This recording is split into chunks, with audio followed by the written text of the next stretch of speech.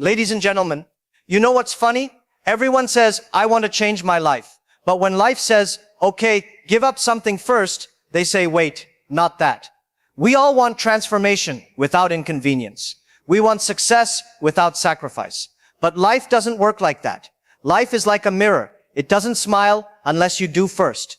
So today, I'll tell you 6 sacrifices you must make if you really want to change your life, the real ones. The ones nobody posts on Instagram, but everyone has to face. Let's start with the first one. And this one, my friends, is something everyone in this room, including me, has been guilty of. You open your phone to check one thing, and somehow you wake up in another dimension. It's been 45 minutes, you've watched a dog learning to dance, a guy making a $200 sandwich, and someone crying about their breakup like it's a movie. And then you say, I don't have time. Let's be honest. It's not that we don't have time, it's that we've sold our time cheap. You scroll in bed the moment you wake up. You scroll while eating. You scroll in the washroom. You scroll when you say, I'll sleep early tonight. You've literally turned your thumb into an athlete. It's training harder than you are. Every scroll gives you a small hit of pleasure. That's why you keep going. It feels harmless. I'm just relaxing. But you're not relaxing. You're escaping. Escaping from doing the hard things that could actually change your life. Think about it. You scroll past someone showing their new car, their business, their body transformation, and you think, how do they do it? They're not smarter than you. They just stopped watching and started building. Let's take someone like Mr. Beast. You know what he said? For years he obsessed over YouTube, studying thumbnails, editing, titles. While everyone else was watching Netflix, he was learning what keeps people watching. He didn't scroll for fun, he scrolled to study. That's the difference between people who use their phone to consume and people who use it to create. Be honest. How many times have you said, I'll just check Instagram for 5 minutes? Then you blink and it's been 2 hours and you're watching a cooking video even though you just ate. Or worse, you're watching motivational reels while lying in bed, nodding like, yes, I'll change my life. Then scrolling to the next one instead of actually changing it. We've all done it. But here's the truth. Every scroll is a small sacrifice of your focus, and focus is your real currency. If you sacrifice your focus every day, you're selling your future for small doses of comfort. You don't lose your dreams all at once. You lose them scroll by scroll, one distraction at a time. You know why your ideas die halfway? Because every time you're about to start, your brain says, let's just check what's trending first. You know what's trending? Other people's progress. While yours is still buffering. Imagine if you use the same energy you spend scrolling to build something. A skill, a business, a body, a mindset. Imagine where you'd be 6 months from now. That's the first real sacrifice successful people make. They sacrifice consuming the world to create their own world. You can't build your dream if your thumb never stops moving. So from today, every time you feel that urge to scroll, ask yourself, am I escaping or evolving? Because in the end, your future is hiding behind that one moment of self-control. And that is the first sacrifice. Stop scrolling, start building. Ladies and gentlemen, the second sacrifice is a tough one. Because it's not about things, it's about people. You see, when you decide to change your life, life also decides to change your circle.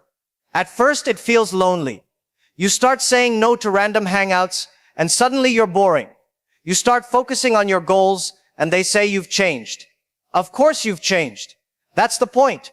Let me ask you something. How many weekends have you wasted because your friends said, come on bro, it's just one night.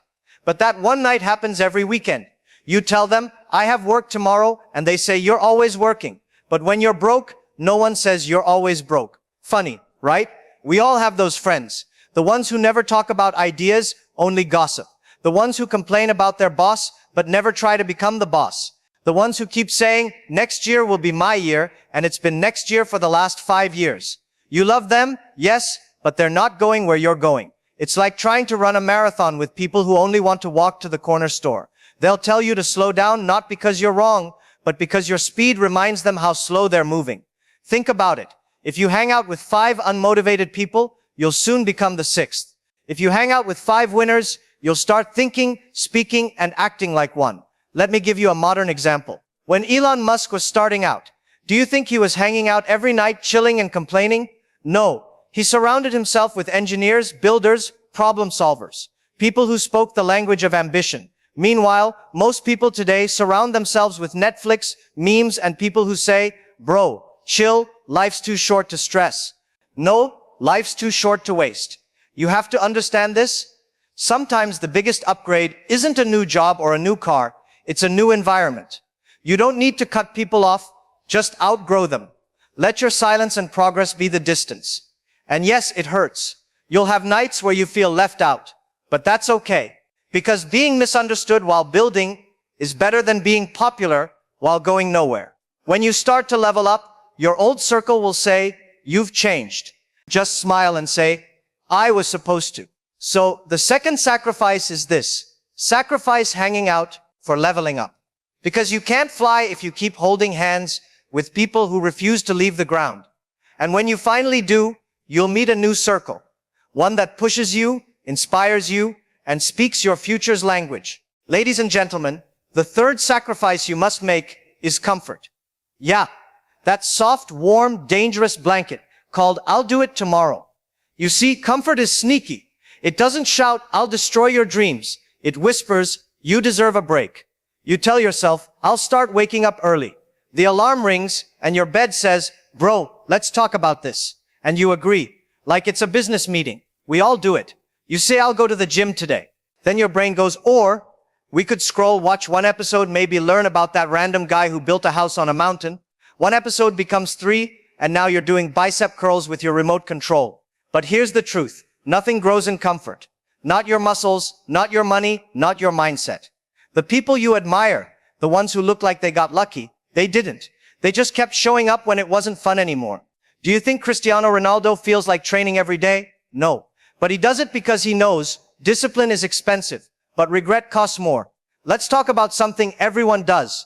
The Monday start. I'll start next Monday. Bro, how many Mondays do you need? If you had started the first Monday you said that, you'd be unrecognizable by now. The real enemy isn't failure.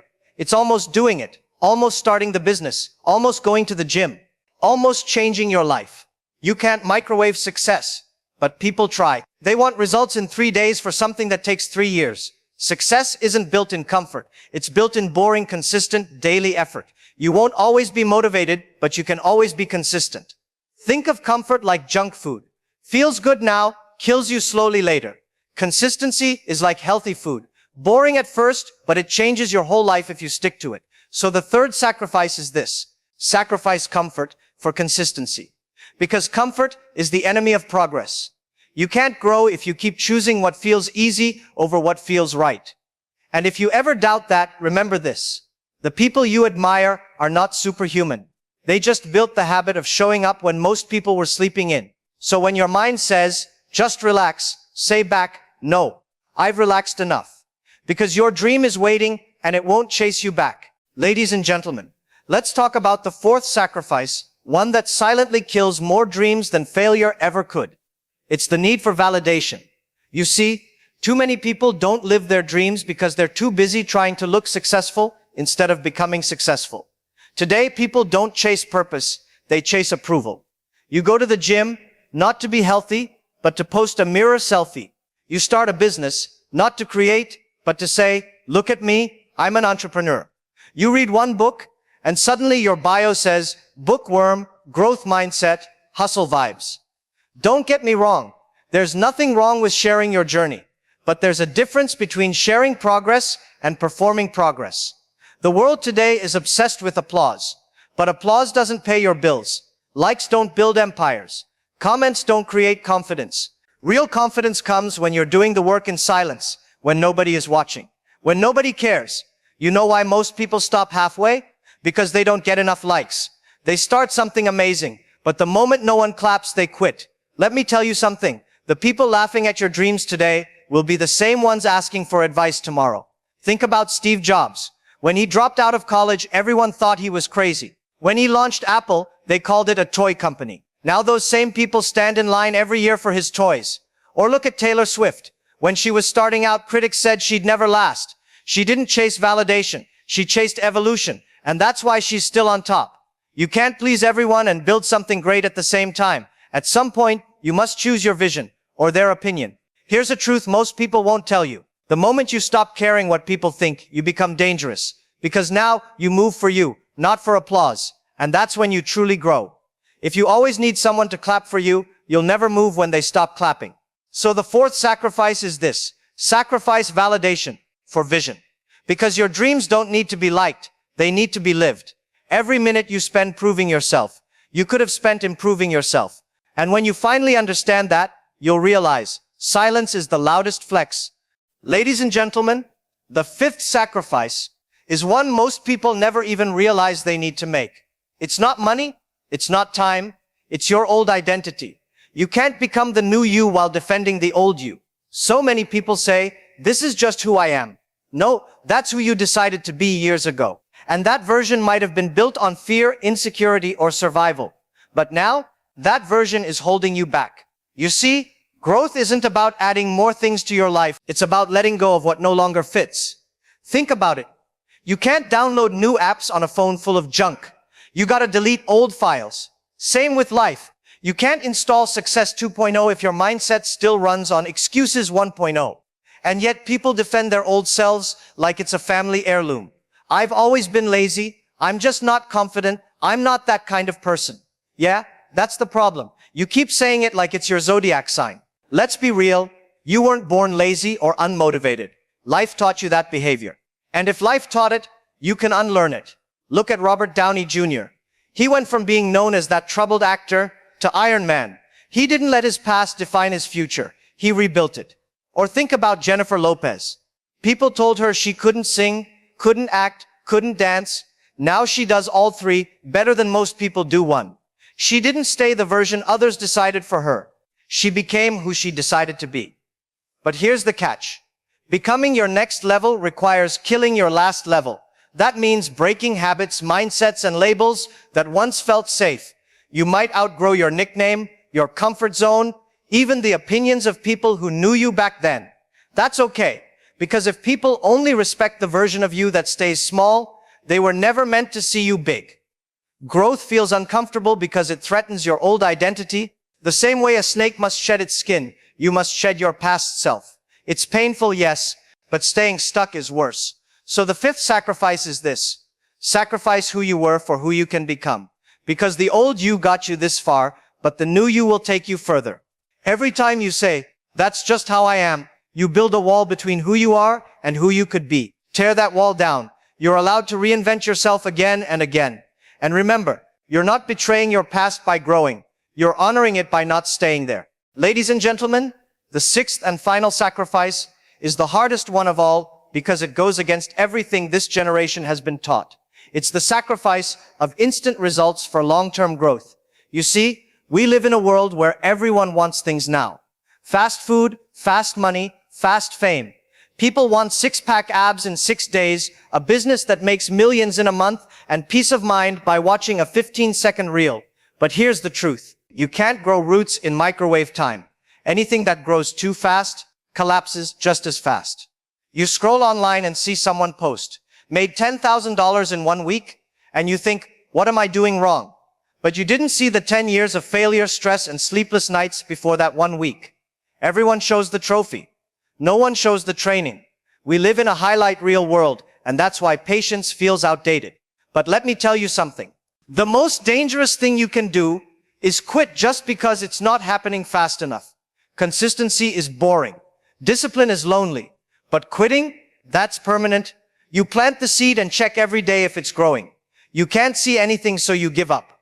But underground, the roots were forming, and you walked away right before the bloom. That's how most people lose in life.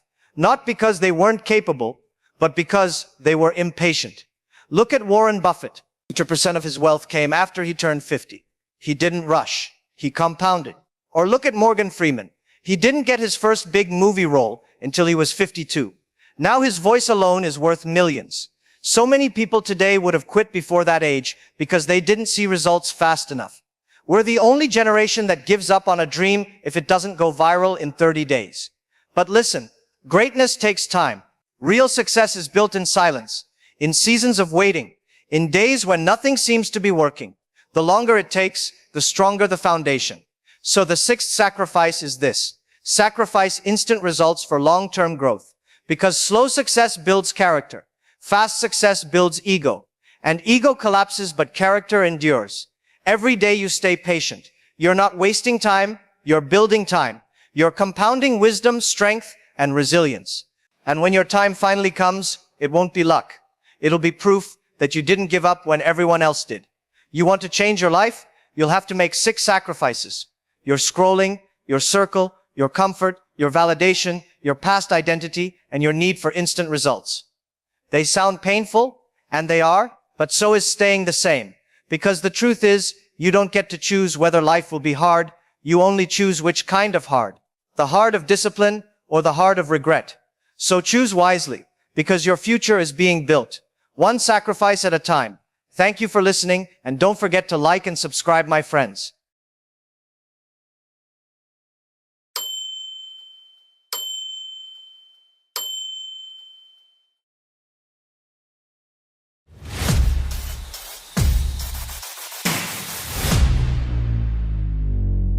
Ladies and gentlemen, let me ask you something honestly. How many of you want success? Now let me ask a more dangerous question. How many of you want success without changing anything? That's where the problem starts. We live in a world where food arrives in 5 minutes, messages deliver in 1 second, and people expect success by next month.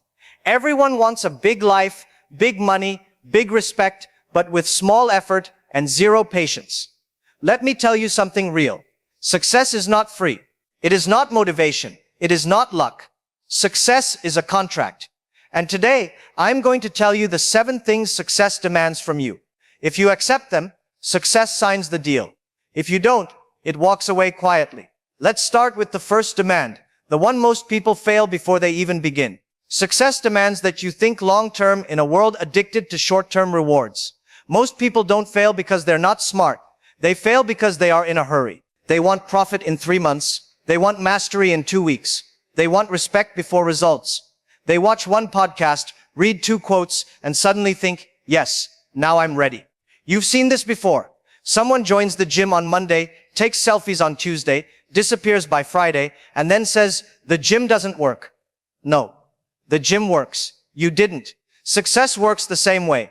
People start learning a skill, practice for 10 days, get confused once, fail once, and immediately say, this is not for me. But let me ask you, did you really think your future would change in 10 days? Big things grow slowly. Bamboo stays underground for years before you see anything. And when it finally shows up, it grows fast. People celebrate the growth, but nobody talks about the waiting. That waiting is the price. Melanie Perkins, the CEO of Canva, was rejected over 100 times when she pitched Canva.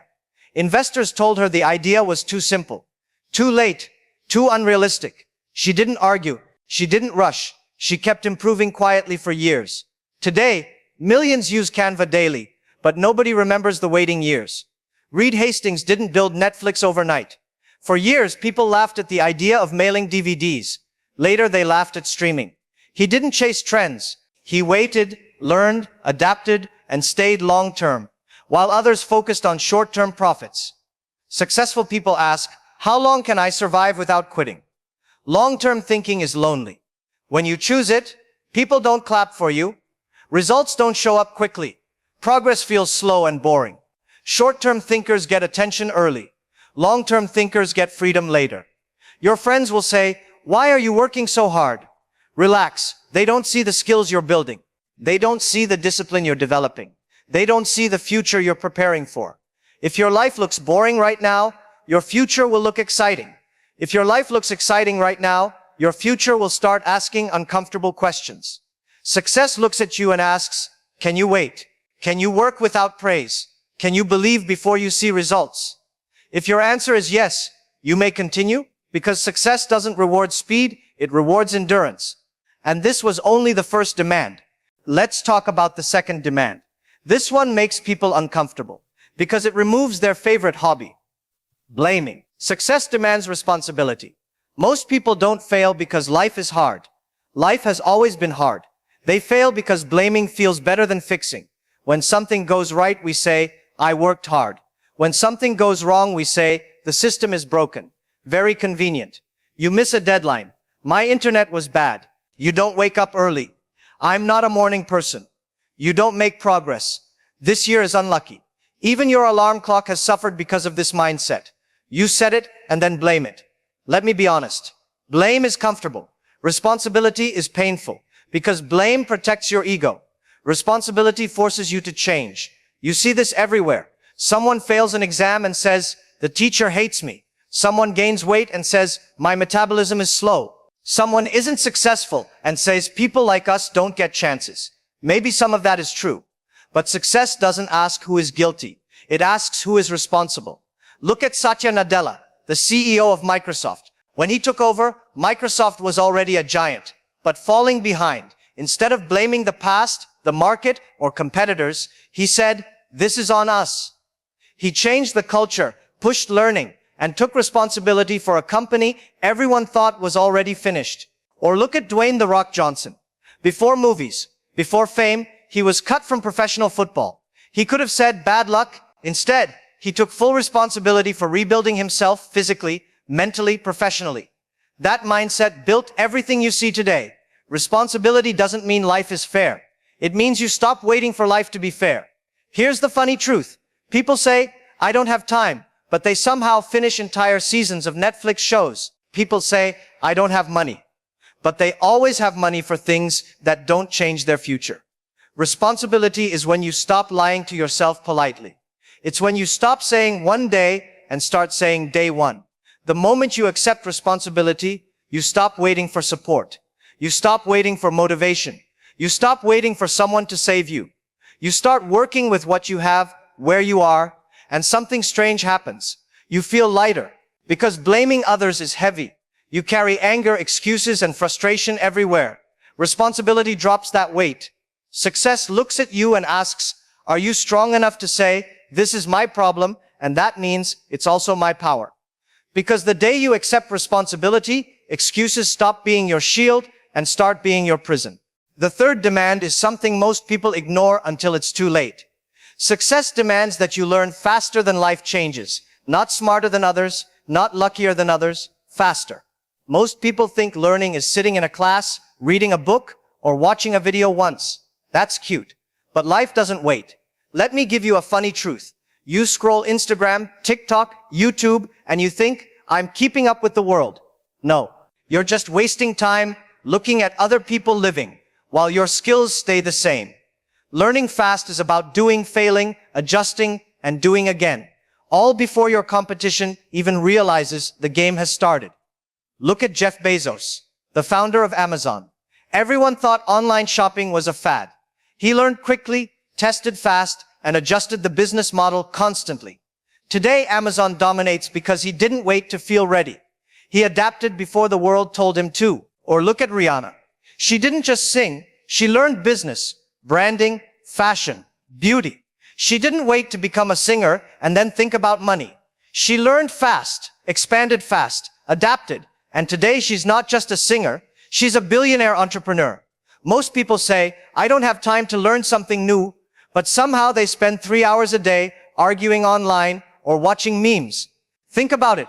Every hour you waste not learning is an hour your competition uses to get ahead. Here's something relatable. You try to learn a new skill.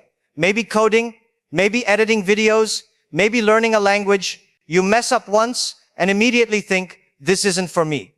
No. That's exactly what life is testing. Your speed to learn and adapt. Even small, funny examples are proof. You download a new app and struggle to use it at first. Most people give up. But the person who learns quickly, they figure out shortcuts, tricks, hidden tools. They get ahead while everyone else is still complaining. That's exactly what success wants from you. Life doesn't wait until you're comfortable. Life doesn't wait until you feel ready. Life changes every day. If you can't learn fast, you'll be left behind. Here's the mentor truth. Intelligence is overrated. Speed of learning is everything. You can be less talented than others, but if you learn faster than everyone else, you'll be the one shaping the future. So ask yourself, am I learning fast enough? Am I adapting fast enough? Because the moment you stop learning, life passes you by, and it won't wait for apologies. The fourth demand is one of the hardest. And the moment you accept it, you realize most people will never understand you. Success demands that you are comfortable being misunderstood. Most people quit because someone laughed at them, or someone doubted them, or someone said, "You'll never make it." Let me tell you a secret. The people who laugh at your dream today are the same people who will be amazed at your success tomorrow. And yes, they will try to act like they always knew it would happen. Funny, isn't it? Think about Elon Musk. Everyone called him crazy for starting Tesla, for launching rockets with SpaceX, for tweeting whatever he wanted. People said, "This will fail. He's ridiculous." Today, Tesla and SpaceX are reshaping the world, and those same critics are suddenly fans. Or J.K. Rowling. She was rejected by dozens of publishers. People laughed at a single mother writing a fantasy story nobody wanted to read. Today, she's one of the most successful authors in history. And all those people who laughed, they wish they had the courage to start something themselves. Here's the funny, relatable truth. You try something new, maybe starting a YouTube channel, maybe learning guitar, maybe pitching an idea, and someone says, "Why are you wasting your time?" Your first instinct? Feel embarrassed. Your second instinct? Maybe quit. Don't. That embarrassment is proof you're ahead of them. Even in small life examples, it happens. You start waking up early to work on yourself. Your friends text at 1 a.m. "What are you doing awake so early?" You feel awkward. They don't understand the hours you're putting in. They think it's weird. Being misunderstood is part of the price. It's lonely at first, but that loneliness is the space where your skills grow. Your mindset grows, your patience grows, and the funniest part, once people see your results, they suddenly understand you. They just don't remember the early days when you were mocked. Success doesn't reward popularity. It rewards vision. And vision looks weird before it's recognized. So ask yourself, can you be laughed at today so that you can be celebrated tomorrow? Can you keep walking forward even when nobody gets it? Because the moment you accept being misunderstood, you stop asking for permission. You stop looking for approval. And that freedom is priceless. The fifth demand is where most people fail silently without anyone noticing. Success demands discipline on boring days. Most people think success comes when they feel motivated. But motivation is like Wi-Fi. It comes and goes and usually disappears when you need it most. Let me give you a relatable example. You wake up at 6 a.m. determined to work on your dream. The first day, you're excited. You feel like a superhero. By day 3, your bed suddenly feels like a 5-star resort. By day 7, Netflix seems like the universe's greatest invention, and your dream looks optional. Discipline is showing up even when your bed, your phone, and your favorite snacks are all plotting against you. Look at Serena Williams. She didn't become one of the greatest tennis players by playing only when she felt like it. She trained hours every day, even when tired, even when bored, even when injured. While others were partying, she was disciplined. That consistency built greatness. Or Lionel Messi. Messi didn't just have talent. He disciplined himself from a young age. Every day, every practice, every dribble mattered. Talent alone couldn't have won him the World Cup. Discipline did. Here's the funny, relatable truth. Your version of discipline might be washing dishes while imagining your dream, practicing a skill while everyone else scrolls, writing a paragraph while your friends are asleep, and feeling bored as hell. And guess what? That boredom is your gold mine. That is where winners are built. While everyone is waiting for motivation to strike, you are quietly becoming unstoppable. Most people fail not because they can't, but because they quit on boring days. And the world never applauds boring days. Nobody posts Instagram stories about discipline. Nobody tweets, "Look at me, I rewrote my code at 2 a.m. But those boring days are what make the difference between someone who dreams and someone who succeeds. Discipline doesn't feel glamorous. It feels awkward, lonely, and sometimes painful. But the results? They are undeniable. Ask yourself, can I do the work when nobody is watching? Can I show up when I feel tired, distracted, or tempted to quit? Because if you can, you're not just chasing success, you're building a habit that success can't ignore. And this was the fifth demand. The sixth demand is one of the hardest because it asks you to say no to instant pleasure while the world screams yes, have it now. Success demands that you delay comfort. Most people fail because they want life to feel easy today. They want the phone in hand, Netflix on, snacks within reach, and no stress at all. But success doesn't work that way. Let me make this funny and relatable. You sit down to work on your dream. 5 minutes in, your phone buzzes. You check it. 10 minutes later, you're scrolling TikTok, watching someone else's dream unfold. Your brain says, it's okay, you'll do it tomorrow. And tomorrow has the same problem. Delaying comfort is saying, no, not now. I'll play later. I'll relax later. I'll enjoy later. And it hurts because humans are wired for instant pleasure. Look at Oprah Winfrey. She didn't become a billionaire and media mogul by taking the easy route. She sacrificed early comfort, long hours, rejection, moving to different cities, building her career from scratch. She delayed comfort, and today she has freedom most people only dream of. Look at Mark Zuckerberg, the CEO of Meta. He didn't become a billionaire by binge-watching TV or partying all night. He coded, learned, and delayed comfort while everyone else was living easy. That early sacrifice gave him freedom later. Here's the funny, relatable truth. You're scrolling social media while your dream waits in the corner, dusty and ignored. That's your instant comfort killing your future. Delaying comfort is uncomfortable. It's lonely. Your friends will laugh. Your brain will complain. Even your bed will try to trap you. But those are the moments where winners are created quietly. Most people think they're working hard, but if you can't delay comfort, you're not building anything permanent. You're just rearranging temporary effort into temporary results. Ask yourself, can I skip a few pleasures today to win a lifetime of freedom tomorrow? Can I say no to Netflix tonight, to unnecessary scrolling, to excuses, to the easy way? Because delaying comfort isn't about pain. It's about freedom, and freedom waits for no one. The seventh and final demand is the hardest. Success demands that you stay humble while winning. Most people think success is about climbing a mountain and then shouting, look at me. Funny truth, the moment you start showing off, life sends you a reminder, usually in the form of failure. Even small, relatable examples. You get a promotion, and suddenly you start acting like the office owns you. You forget the late nights, the mistakes, the boring tasks nobody noticed. That's exactly where humility is tested. Let me give you a globally recognizable example. Barack Obama. He became president of the United States, one of the most powerful positions in the world. Yet he stayed humble, joked with staff, listened, and kept learning. He didn't let applause or titles change who he was. That humility made him effective and respected worldwide. Or Beyoncé. She's arguably one of the greatest performers of our time. She could rest on fame, fortune, and superstardom.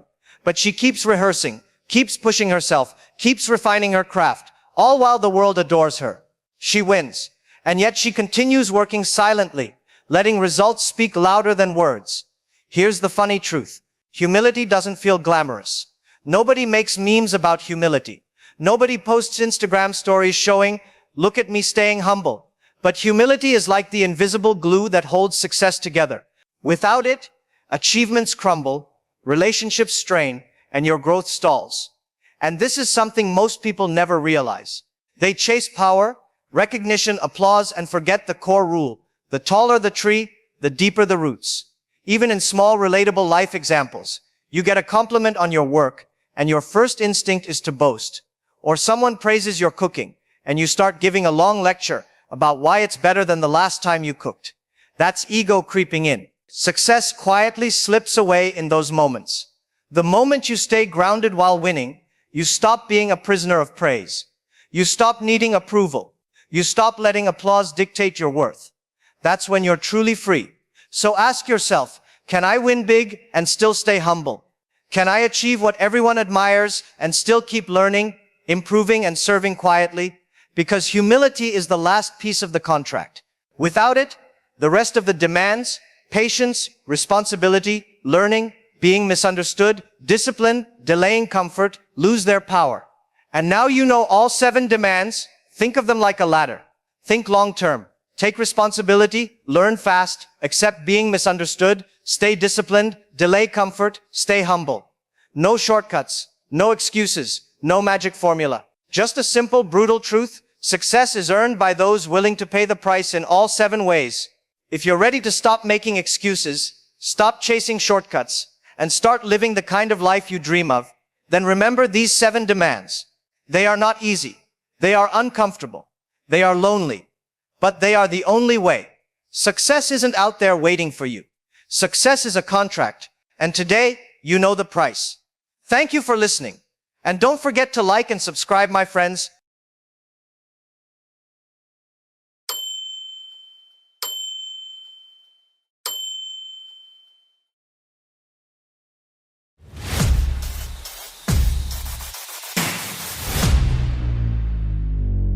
Ladies and gentlemen, people always ask me, what's the real secret of life? Success, happiness, money, peace? And I always say, my friend, if life had a manual, half of us would still ignore it and press all the wrong buttons. Because life isn't difficult, it's just designed like a smartphone, with all the important features hidden in the settings menu. You think you know what's going on until suddenly, boom, life updates itself, crashes twice, and asks for your password.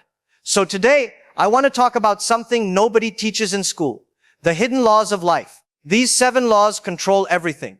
Your relationships, your money, your self-worth, your energy, even your mood when your Wi-Fi stops working at the best part of a movie. And the funny thing, these laws are working whether you know them or not. Just like gravity. So let's start with the first law. This one changed my life, my business, my friendships, everything. And I promise you will recognize it immediately in your own life. First law is the law of unconscious mirrors. This law says something very simple. People treat you exactly how you secretly treat yourself. Not how you pretend, not how you act on Instagram, not how confident you look in selfies. No, it's all about how you feel about you when nobody is watching.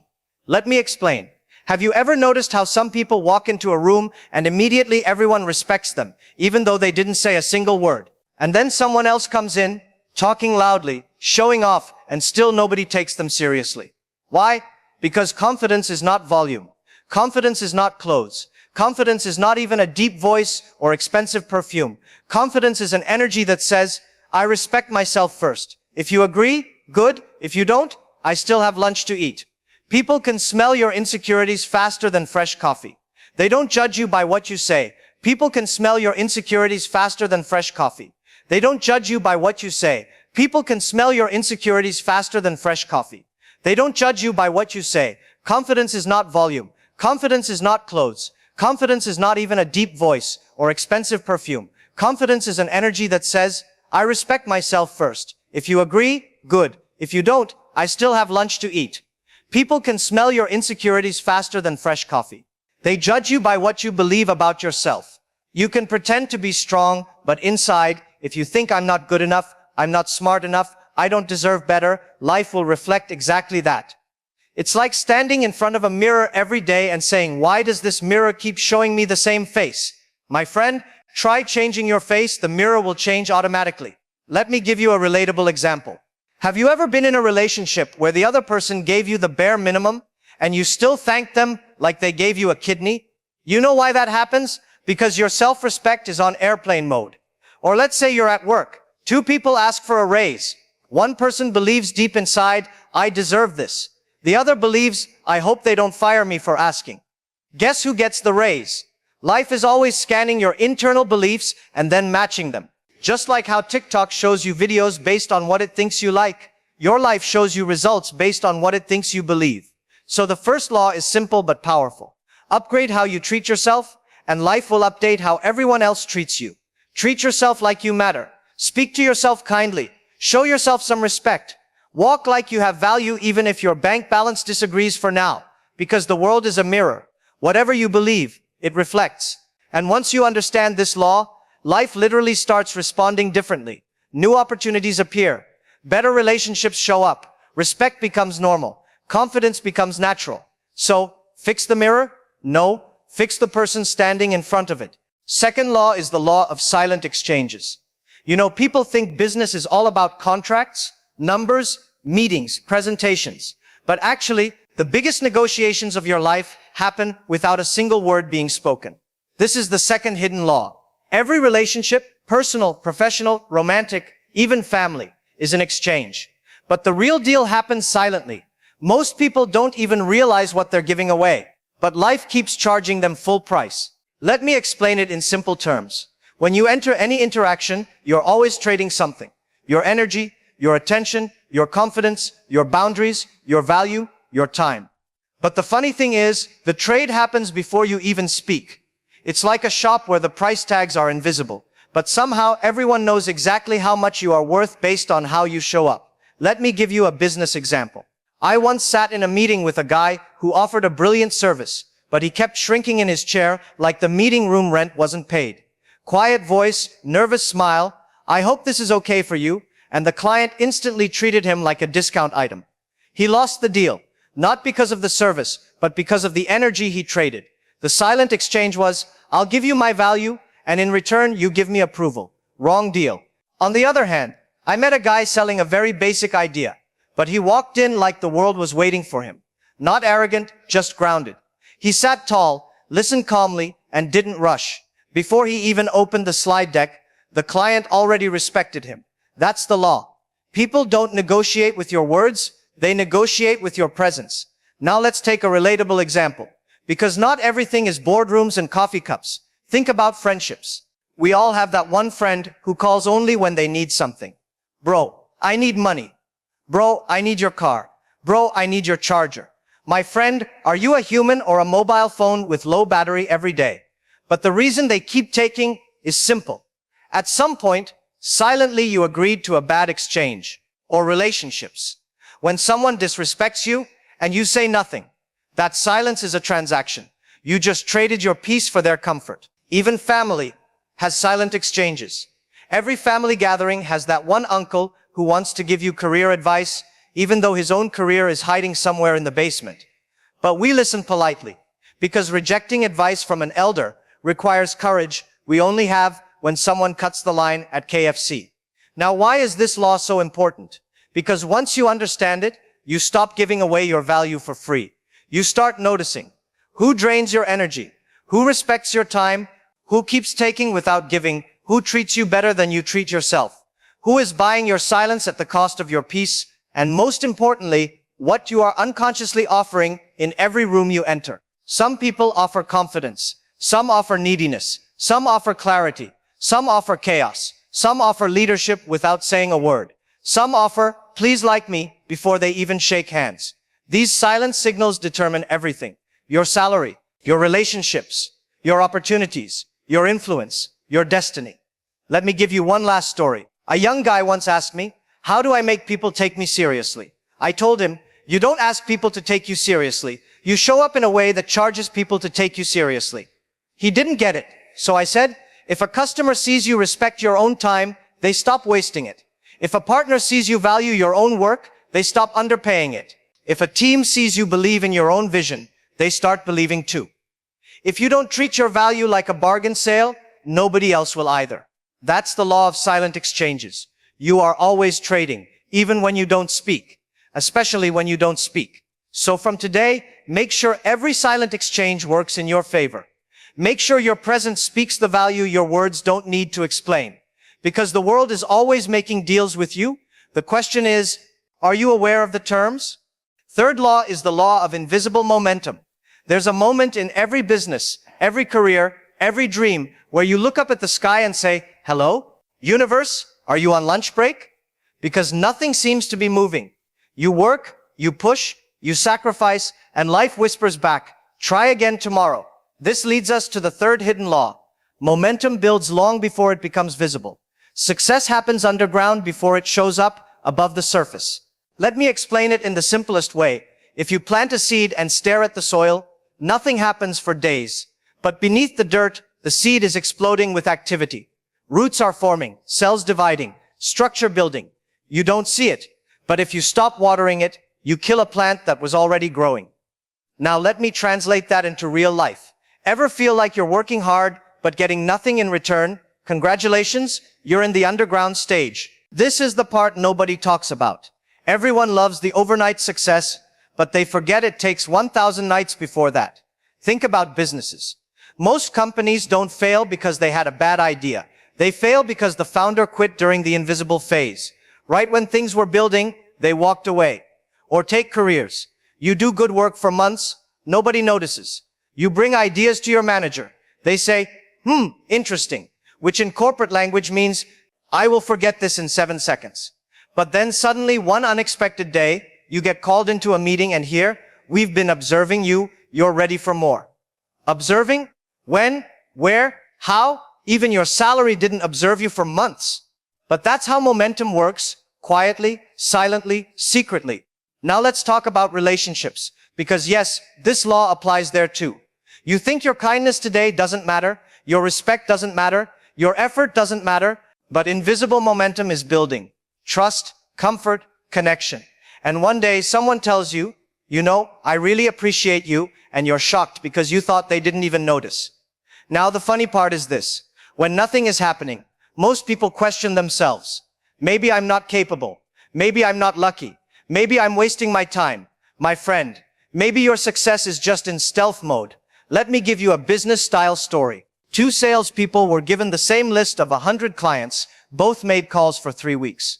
For the first guy, nothing. Zero. Not even a polite rejection. Then suddenly, on week 4, he closed 3 deals back to back. The second guy quit on day 10 and said, there's no opportunity here. Same list, same effort, different patience. People think the first guy got lucky. No. He built invisible momentum. Every unanswered call was pushing him closer to the breakthrough. This law teaches one powerful truth. If you stop when nothing is happening, you lose everything that was about to happen. So the next time you feel stuck, remember, life might not be slow. It might just be building something for you behind the scenes. Keep going. Don't stop watering your seed. Don't quit in the silent phase. Your momentum is building even if you can't see it yet. Fourth law is the law of energy debt. And this one is the silent killer of dreams, confidence, productivity, even happiness. It's called energy debt. And the law is this. Everything you do costs energy, and most people are going bankrupt without realizing it. See, money debt is obvious. You can see the numbers. You can see the bill. You can see the late fees, and your heart rate increases automatically. But energy debt, that one is sneaky. You feel like you're living a normal life, but inside, your battery is dying faster than a cheap Android phone on 2% brightness. One of the strangest things about life is that everyone keeps telling you to be patient. But no one tells you that patience itself has a personality. It's not passive, it's not soft, and it's definitely not sitting on the sofa waiting for the universe to send you a gift basket. Real patience is more like strategy. It's knowing exactly what you want, but also knowing when not to panic. Like a person who forgot their wallet at a restaurant. I learned this from very random, everyday moments. Like the time I went to buy groceries and saw 2 types of people at the counter. One person tapping their feet like they were about to declare war on the cashier because the line was moving 0.3 seconds slow. And another person calmly standing there, scanning the candy rack like they were doing deep market research. Guess which one had a better day? The one who didn't let a 5-minute delay turn into a lifetime personality trait. That's how the fourth law works. Life delays things not to punish you, but to prepare you. But most people treat delays like disasters. You miss one opportunity and suddenly you're acting like your entire career is being held hostage. You send one email and don't get a response for 3 hours, and your brain starts whispering, they hate you. You're finished. Pack your bags. Relax. They probably just went to lunch. The funny thing is, the world actually rewards the person who doesn't freak out. The calm one in the room becomes the trusted one. In business meetings, I've seen people lose deals simply because their desperation was louder than their words.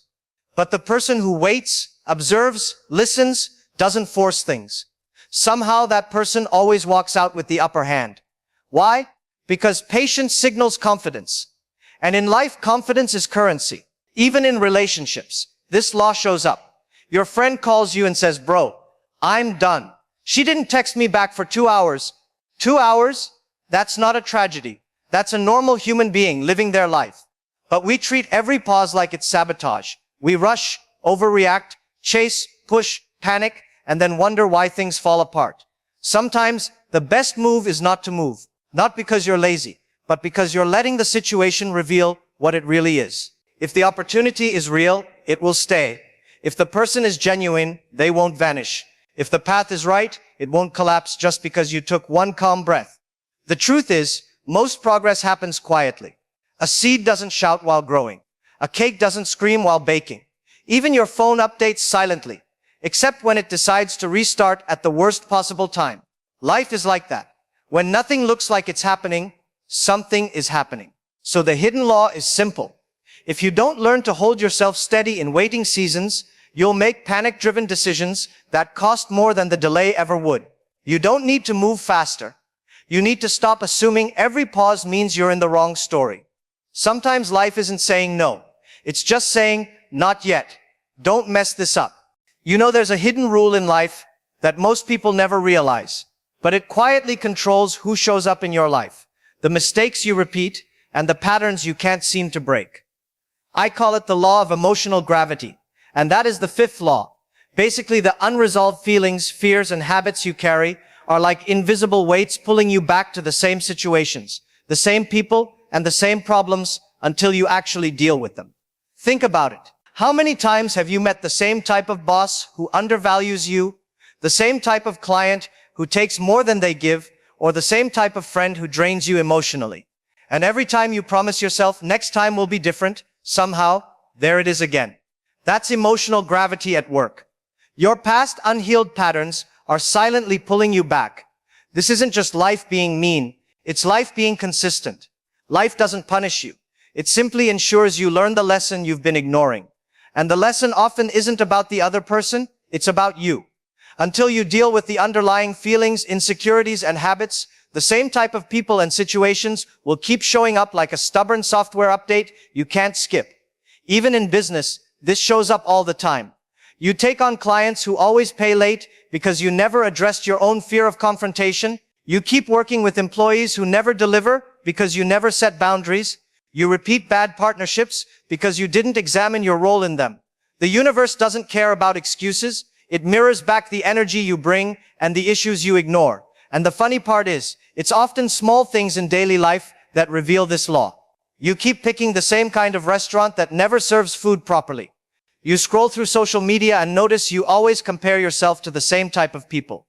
You enter arguments with family or friends and end up saying the same words over and over. Until you understand why, emotional gravity will pull you into the same loops. The good news is, once you finally decide to face what's inside your fears, your insecurities, your patterns, everything changes. Suddenly, the people you attract, the opportunities that come, and the results you get start shifting. Life stops repeating itself because you're no longer pulled by what you didn't resolve. You start walking forward instead of being dragged backward. So here's the secret. Pay attention to what keeps coming back in your life. Not as punishment, not as coincidence, but as a signal. That's your emotional gravity. Fix the root, change the patterns. And suddenly, everything starts moving differently. You'll notice new doors opening, new people showing up, and new chances appearing. All because you finally dealt with what you are carrying inside. There's a very sneaky rule in life that most people never notice, but it basically decides how much respect you get, how much money comes to you, and even how seriously people listen when you speak. I call it the law of perceived value. And that is the sixth law and flaw. And here's the truth. Life doesn't give you what you deserve. It gives you what people think you're worth. And the crazy part, sometimes you're the one telling them the wrong price. Think about it. How often do you see someone with an average idea getting millions of dollars because they walked into the room like the world had been waiting for them? And then you, with a brilliant plan, slouch in, mumble a bit, and suddenly everyone treats you like you just brought expired milk to the meeting. Why? Because you didn't signal value. You didn't make people believe they should care. And it's funny how we sabotage ourselves without even knowing it. You send an email like, "I hope this is okay," instead of, "Here's the solution you need." You apologize for being on time, for being honest, for having an opinion. You undercharge for your work because you secretly believe, maybe I'm not worth it. Newsflash, if you signal low value, life will happily charge you the low value price. Even small things matter. Walk into a coffee shop and watch people. The person who orders confidently, makes eye contact, smiles, gets extra cream. The person who stammers, whispers, apologizes for existing, gets stale coffee, and maybe a side eye from the barista. Same drink, different energy. Same principle, perceived value. Now, in business, this law is hilarious but deadly. I once met a guy pitching an app that could literally change the way people travel.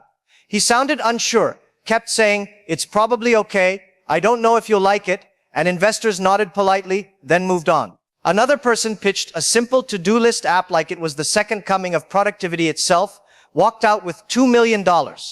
That's the law in action. People pay attention to confidence, not just competence. Even in relationships, this is everywhere. You know that friend or partner who treats you like a priority while you're busy acting like a doormat? Yeah, you're signaling low value, and the world is just matching the signal. People rarely treat you better than you treat yourself. Rarely. And if you don't fix that, they'll keep giving you the discount version of respect. So if you've been wondering why nobody takes you seriously, why money feels slow, why opportunities pass you by, check your energy, check your signals, stop underpricing yourself in every interaction. Life mirrors what you project. Raise your perceived value, and life will adjust. It's not arrogance, it's math. And the best part, once you understand this law, you stop wasting time convincing people you're worth it. You simply act like it. And suddenly, everything that should come to you starts finding you faster than someone grabbing the last piece of pizza at a party. You know, there's one final hidden rule in life, and this one is like the caffeine of all the other laws. I call it the law of action bias. Basically, the universe doesn't hand out rewards to the person who waits perfectly, plans perfectly, or waits for the stars to align. It rewards the person who moves, who acts, who dares to make a decision, even if it's messy, imperfect, or slightly ridiculous. Think about it. How many times have you said, "I'll start tomorrow"? Tomorrow never comes. And then you feel like life is stuck, like the world is holding its breath, waiting for you to magically figure out the perfect plan. Meanwhile, the person who's a little messy, a little unprepared, but actually does something is already 3 steps ahead, collecting results while you're still overthinking the color of your PowerPoint slides. Even in daily life, this law is hilarious. You want to meet someone new, but you rehearse your words for 3 days, overthink every gesture, and by the time you open your mouth, the opportunity is gone. You want to try a new skill, but you watch 5 tutorials, read 10 blog posts, and binge watch motivational quotes. Still, your hands never touch the work. Life isn't waiting for perfect. Life responds to motion. This law is everywhere in business. The startups that launch with half-finished apps, the writers who publish messy drafts, the speakers who give talks without memorizing every word, they win. Not because they're perfect, not because they're flawless, but because they took action when most people were still stuck planning, worrying, or waiting for permission from the universe. And the universe, it loves courage disguised as movement. Even relationships work this way. Waiting for someone to magically notice you, waiting for the perfect timing, waiting until you feel ready. While you're frozen, life is moving on and someone else is showing up, talking, acting, living. Action creates opportunities. Hesitation creates nothing but regret and awkward stories you tell at parties. And here's the fun part. Action doesn't have to be heroic. It can be tiny, almost ridiculous, and still powerful. Sending that email, picking up the phone, saying yes to a small opportunity, starting a morning routine, even if you're tired or scared, that's action. Momentum begins the moment you move. Life loves movement. The universe is basically a fan club for people who do. So here's the final truth. Waiting for permission, waiting for perfect timing, waiting for clarity, these are illusions. The world moves for those who act. The universe rewards motion, not hesitation. Every dream you have, every opportunity you want, every skill you desire, none of it will come to life until you step in and do the work. Even if it's messy, even if it's uncomfortable, even if it's hilarious. And the most beautiful thing, action is contagious. One small move inspires confidence, builds momentum, signals value, and attracts results you couldn't have planned for. You think you're taking a tiny step, and suddenly the world starts moving with you. Doors open, people show up, opportunities multiply. Your life starts responding to your courage in ways you couldn't imagine. So don't wait, don't overthink, don't hope. Move, start, fail, learn, repeat. The world will notice, and the universe will reward you. Not because you were perfect, but because you dared to act. Thank you for watching, and don't forget to like and subscribe, my friends.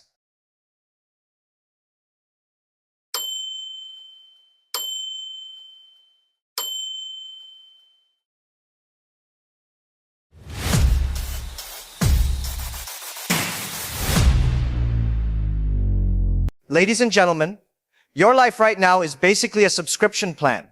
Some of you pay monthly in the form of stress, some yearly in the form of regret, and many of you didn't even read the terms and conditions. But the biggest charge on your life, not Netflix, not Amazon, not inflation. It's your lack of self-discipline. Most people don't lose to failure, they lose to their own habits. And today we're going to fix that.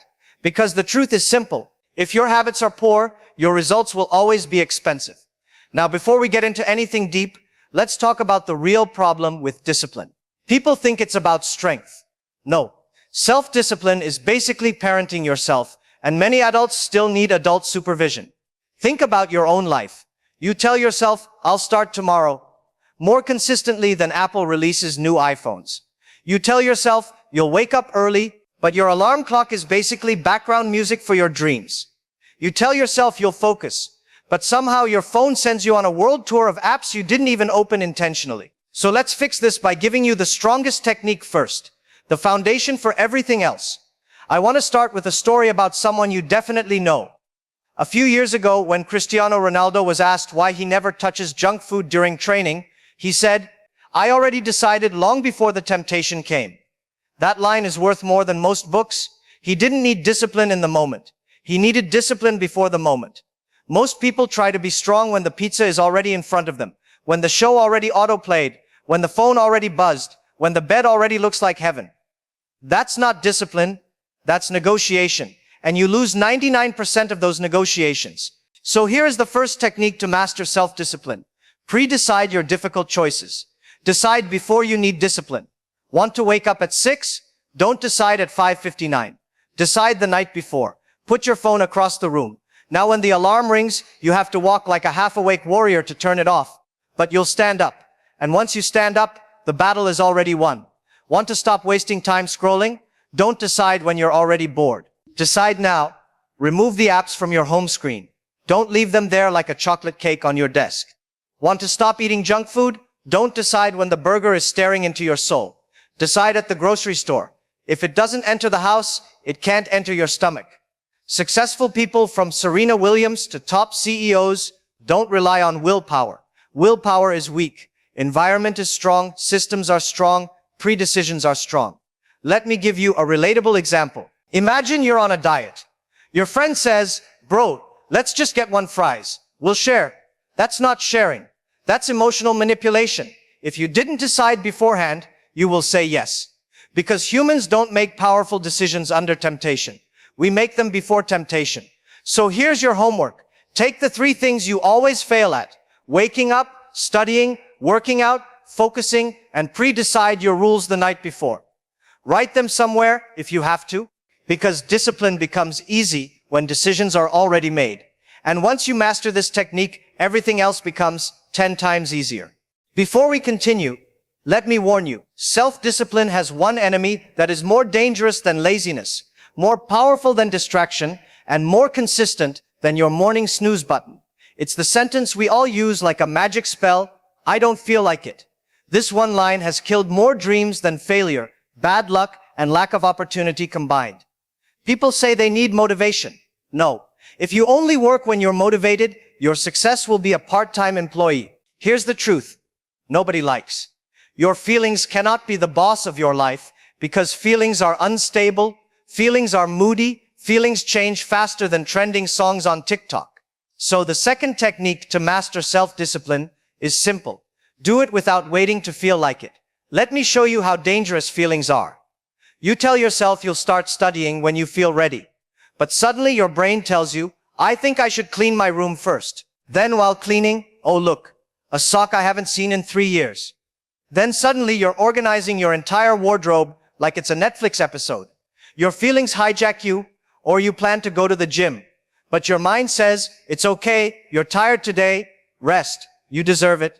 And you believe that voice, the same voice that convinced you to order fast food last night. Feelings will always choose comfort, discipline chooses growth. Let me give you a famous example. Do you think Michael Phelps woke up every morning feeling excited to swim 6 hours a day? No. He said in an interview, I trained on days I felt good and on days I didn't. The days I didn't want to go. Those days built me. Success is not built on motivation. It's built on consistency during the days you don't feel like it. Now here's a relatable example. Remember in school when the teacher asked, who wants to present first? Your heart immediately yelled, not me. But the one student who went first, finished early, felt proud, and was stress-free. Meanwhile, the rest of us sat there dying inside for 40 minutes. Life rewards the people who act first, not the ones who wait to feel ready. So how do you apply this? It's simple, but powerful. Give yourself a feelings don't matter rule. You do the action no matter the mood, rain or shine, motivated or unmotivated, inspired or half asleep. If you plan to read for 20 minutes, you read. If you plan to run, you run. If you plan to study, you study. Not because you feel like it, but because you said you would. Let me tell you something powerful. You don't become disciplined by doing things when you're motivated. You become disciplined by doing things when you're not. Anyone can work hard on a good day. Discipline is built on the bad days. Here's a trick that works like magic. When your brain says, I don't feel like it, you answer with one sentence, feelings are not the CEO here. Your feelings can make suggestions, but they cannot make decisions. Do this for 1 week. Just 1 week, and your discipline will grow more than it has in the last 5 years. Because once you stop waiting to feel ready, you become unstoppable. Most people don't fail because they're lazy. They fail because they are overestimating their future self. You know that future version of you, the one who magically wakes up early, reads books, studies for hours, exercises daily, never procrastinates. Yeah, that guy doesn't exist. You created him to avoid doing things today. We all have this imaginary superhero living in our head. You're scrolling at 2 a.m. and saying, it's okay. Future me will wake up early. You skip studying and whisper, future me will catch up tomorrow. You avoid the gym and tell yourself, future me will go twice next week. Future you is the most abused person alive. He works double shifts, fixes all your mistakes, carries all your guilt, and somehow still has six-pack abs. So the third technique to master self-discipline is powerful and brutally honest. Shrink your goals into guaranteed wins. Why? Because your brain hates big goals. Big goals feel like heavy luggage, and your brain will always tell you to carry it tomorrow. Let me show you how this works. Imagine someone who hasn't read a book in 3 months. Suddenly they decide, I will read 40 pages every day. After 2 days they stop. Why? Because that goal feels like homework mixed with emotional damage. But if they start with just 5 pages, the brain doesn't panic. It says, oh, that's easy, we can do that. 5 pages become 10, 10 become 30. But the discipline sticks because the start was simple. Here's a famous example. When Jerry Seinfeld, one of the most successful comedians ever, was asked how he practiced writing jokes, he didn't say, I wrote for 3 hours daily. He said, I wrote 1 joke a day, just 1. But I never broke the chain. He didn't rely on motivation. He relied on small wins. Let me give you a relatable example. Have you ever planned to clean your whole room? And suddenly, you're lying on the bed, overthinking your entire life. But when you say, I'll just fold the clothes on that chair, you end up cleaning half the room without realizing. Why? Because starting small destroys resistance. Your brain isn't scared of tiny goals. It's terrified of huge ones. So here's how you apply this technique. Whatever your goal is, studying, gym, reading, learning a skill, reduce it to the smallest possible consistent action, not the impressive action, the guaranteed one. If you want to build the habit of running, your first goal isn't 5 kilometers. Your first goal is put on shoes and walk for 5 minutes. If you want to start writing, your first goal isn't write a whole chapter. It's write 5 sentences. If you want to meditate, don't start with 20 minutes. Start with 2. Here's the magic. Small actions remove fear. Fear removed creates consistency. Consistency creates mastery. People don't become champions by doing big things sometimes. They win by doing small things every day. Your biggest enemy is not your laziness, not your distractions, not even your excuses. Your biggest enemy is something invisible. You can't see it, but it runs your entire life like an undercover boss. It's your environment. People think discipline is about inner strength, but let me tell you something that will sting a little. You don't rise to your goals, you fall to your environment. Give the most disciplined person a room full of distractions, and they will lose. Give the laziest person a room designed for focus, and they will win. Environment beats willpower every single time. Let me prove it with something very simple. Have you ever gone to the kitchen just to grab water and came back with snacks you didn't even plan to eat? That wasn't hunger. That was environment. Or you sit down to study. Your phone is right next to you, and suddenly you're checking messages, scrolling reels, answering texts you didn't even care about yesterday. It wasn't your fault. It was your environment.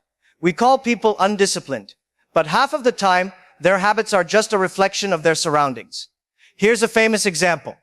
Top athletes don't rely on motivation to train. Their entire environment is designed to force discipline. Coaches, schedules, recovery sessions, training partners, everything. They don't trust willpower. They trust the system around them. Even superstars fix their environment. But normal people expect miracles from their willpower while living in chaos. So, the fourth technique to master self-discipline is design an environment where discipline becomes automatic. Let me show you how powerful this is. You want to read more? Put the book on your pillow. Now, you have to pick it up before sleeping. You want to drink more water? Keep a bottle on your desk, not in the kitchen. You want to eat healthy? Don't fill your fridge with guilt. Fill it with options that don't require you to fight yourself. You want to stop scrolling endlessly? Put your phone in another room while working. You can't fight your phone when it's 5 inches from your face. One of the greatest productivity experts said, if you want to stop eating cookies, don't keep them in the house. Simple.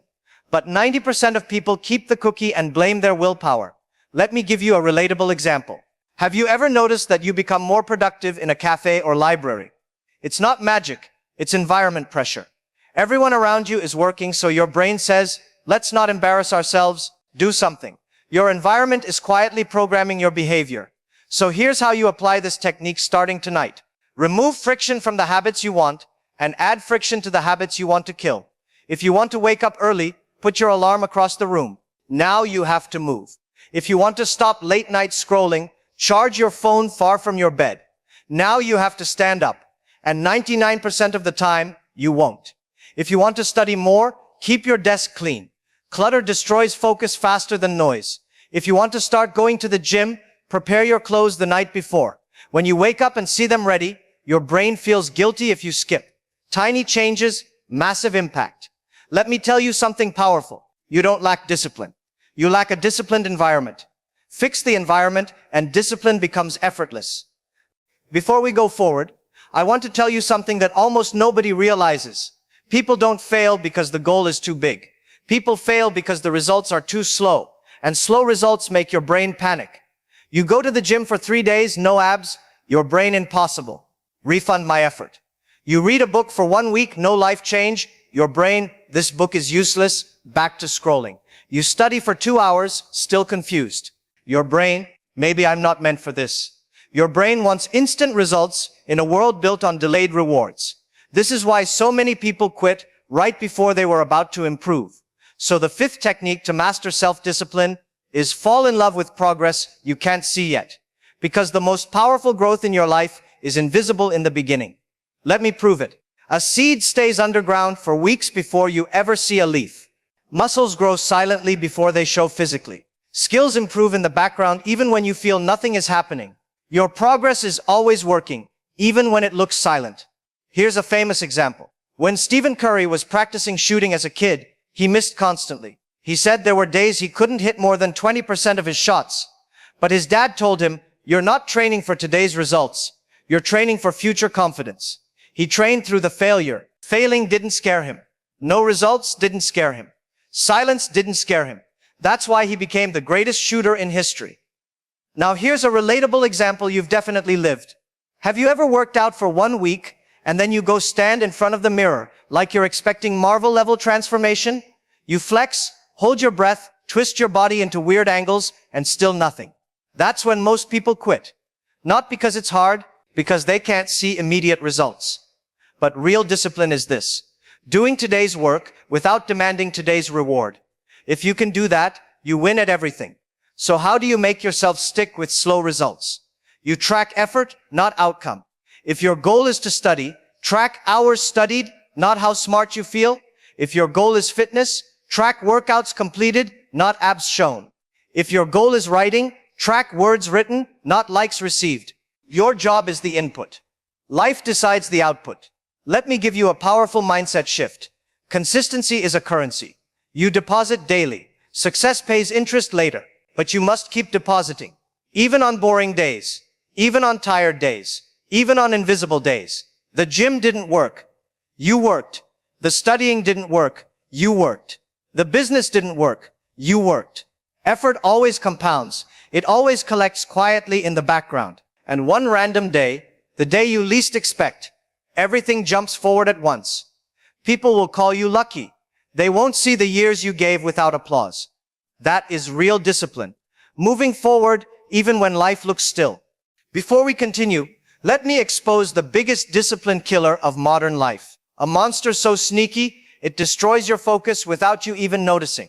It's not laziness, it's not distraction, it's mental overload. You wake up every day with 200 tabs open in your brain. Stress from yesterday, plans for today, fear of tomorrow, notifications, deadlines, messages, expectations, pressure. Your brain is not tired, it's overloaded, and an overloaded brain cannot be disciplined. Imagine a laptop with 30 apps running, 15 Chrome tabs open, and low battery. Will it work smoothly? No. It will freeze every 3 minutes and make noises like it's about to explode. That's your mind. This is why the simplest tasks feel heavy. Why you start work but keep switching between apps. Why you get tired without doing anything meaningful. Why you know what to do but your brain refuses to do it. So the sixth technique to master self-discipline is powerful. Reduce your mental load so your discipline has space to breathe. Let me explain. When your mind is cluttered, everything becomes difficult. When your mind is clean, everything becomes possible. Here's a famous example. When Steve Jobs was asked why he wore the same outfit every day, he said, "I don't waste my decision-making energy on small things." He wasn't trying to be fashionable. He was trying to reduce mental load because decisions drain discipline. And most people waste all their discipline on meaningless choices before they even start real work. Should I eat now or later? Should I study chapter 5 or chapter 7? Should I work out today or tomorrow? Should I reply to this message or ignore it? Should I scroll for 10 minutes or 15 minutes?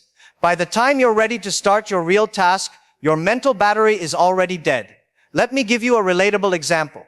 Have you ever sat down to study and suddenly your brain says, "Let's clean the desk first. Then, let's drink water. Then, let's check WhatsApp. Then, let's adjust the window." Then you look at the clock and 1 hour is gone. You didn't lack discipline. Your brain was overloaded. So, here's how you fix this. And it works like magic. Create simple routines for the things you do every day. Not fancy routines, not aesthetic routines, just simple ones that reduce thinking. Your morning routine should not be a puzzle. Wake up, wash face, drink water, start done. No drama. Your study routine should not start with 20 decisions. Set a specific time. Set a specific place. Set a specific duration. Your workout should not be, "Let me see what exercise I feel like doing today." No. Have a plan ready. Your meals, decide them ahead. Don't make your brain pick between 50 food options when you're already tired. Your phone, turn off non-essential notifications. If your phone is screaming for attention all day, your mind will scream with it. Here's the truth. You don't need more discipline. You need fewer decisions. The fewer decisions you make, the more discipline you save for things that matter.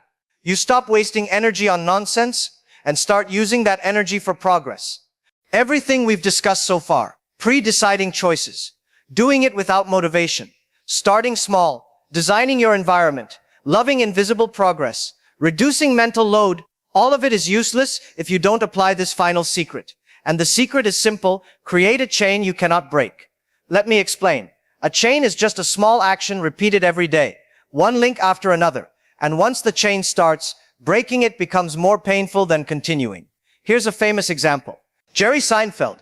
Yes, the comedian we talked about earlier used what he called the "don't break the chain" method. Every day he wrote at least one joke and marked it on a calendar. The idea wasn't to finish a masterpiece in a day, it was to never skip a day. Skipping one day felt worse than missing a whole week of work. This is what creates unstoppable momentum. Let me give you a relatable example. Imagine you want to wake up early. You do it once, great. You do it twice, still fine. By day 3 or 4, your brain starts negotiating. But if you commit to a no-break chain, your brain starts thinking, "I've already done it this many times, I can't ruin it now." Momentum becomes your friend. Consistency becomes automatic. Even small actions become huge when repeated. Think about brushing your teeth. You don't decide every morning whether to brush, you just do it. It's automatic. Discipline doesn't feel like discipline when it becomes a chain. Now let's take it to life-changing level. You want to study every day? Write 1 page per day. It's tiny, you'll never fail. But mark it on your calendar. See the chain grow. Breaking it will hurt more than continuing. You want to exercise? Do 5 push-ups every day? Mark it, no skipping. Eventually 5 push-ups turn into 10, 20, and you're actually in shape, and the chain did the work, not brute willpower. You want to meditate? 1 minute a day? mark it. Suddenly, it becomes a habit. Here's the key. The chain is visual. You see it, you feel it, you protect it. Your brain naturally wants to keep it going. Discipline isn't about being strong every day. Discipline is about building a chain so unbreakable that even your lazy self respects it. And the beautiful part, chains multiply. Once you have one unbreakable habit, adding another is easier. Soon your life becomes a chain of powerful actions. Momentum carries you forward. Motivation isn't needed. Discipline runs on autopilot. So here's your action plan tonight. Pick one habit you want to build. Make it so small you cannot fail. Mark it visibly, calendar, app, notebook. Do it tomorrow and never break the chain. That's it. Everything else, planning, environment, pre-decisions, supports this chain. This is the culmination of all the techniques. Because when your chain grows, your discipline grows. When your discipline grows, your life grows. And when your life grows, everything you want, wealth, skill, confidence, freedom, follows naturally. So take these 7 techniques and start today. Pre-decide your choices. Do it without waiting to feel like it. Shrink your goals, design your environment, fall in love with invisible progress, reduce your mental load, and create a chain you cannot break. Master these, and I promise you, life stops being a series of random events and becomes something you build intentionally. Discipline isn't just a skill anymore, it becomes your superpower. Now go out there and build your chain. No excuses, no delays, just action. Because your future self is already waiting. And trust me, he's rooting for you. Thank you for listening. And don't forget to like and subscribe, my friends.